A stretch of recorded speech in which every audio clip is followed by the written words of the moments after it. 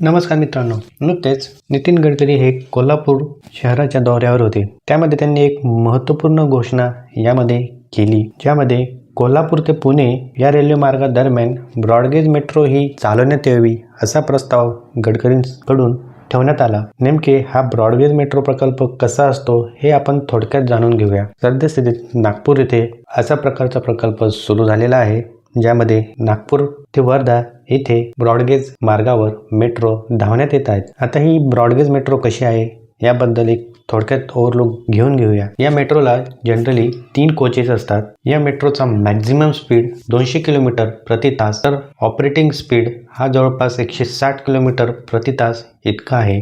या मेट्रो ट्रेनमध्ये एका वेळेत जवळपास 900 प्रवासी प्रवास करू शकतात, इतकी या मेट्रोची क्षमता आहे. सद्यस्थितीत ही मेट्रो नागपूर ते वर्धा इथे चालू आहे आणि लवकरच ती यवतमाळ, अमरावती, रामटेक अशा रेल्वे मार्गांवर देखील चालवण्यात येणार आहे. ही ब्रॉडगेज मेट्रोचा कन्सेप्ट हा भारतात नवीन आलेला असला तरी पॅसेंजरसाठी हा खूप उपयुक्त ठरतो, कारण या रेल्वेचा एकतर स्पीड जास्त आहे, त्यामुळे प्रवासासाठी लागणारा टाईम देखील कमी होतो. तसेच प्रत्येक स्टेशनवर कमीत कमी वेळ थांबून ही रेल्वे वेळही वाचवते. असाच काहीसा प्रकल्प पश्चिम महाराष्ट्रात म्हणजेच कोल्हापूर ते पुणे व्हावा असे नितीन गडकरी यांनी सुचवलेले आहे.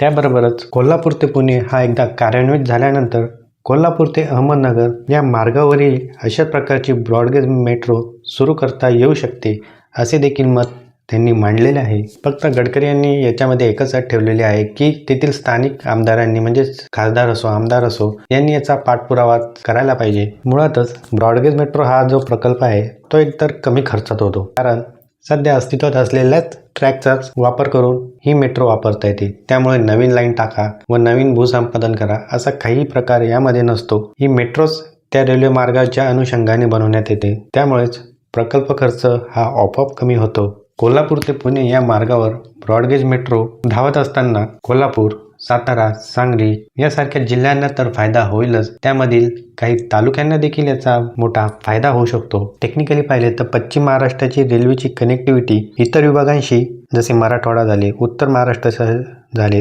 ही डायरेक्ट कनेक्टिव्हिटी दिसत नाही आणि जरी आहे तिथं फार फिरून या मार्गाने प्रवास करावा लागतो. पण ही जर ब्रॉडगेज मेट्रो झाली तर एकतर याचा स्पीड जास्त आहे, त्यामुळेच प्रवास वेळ देखील यामध्ये वाचण्यास मदत होईल आणि सगळ्यात जास्त फायदा तर नोकरदार वर्गालाच यामध्ये होईल. मग विद्यार्थी असो, जॉब करणारे असो, या मार्गावर मेट्रो धावल्यास खूप जास्त फायदा होताना दिसेल. आपल्याला काय वाटते याबद्दल मला कमेंट करून नक्की सांगा, कारण हळूहळू भारतामध्ये ब्रॉडगेज मेट्रो ही संकल्पना आता रुजू होण्यास सुरुवात झालेली आहे.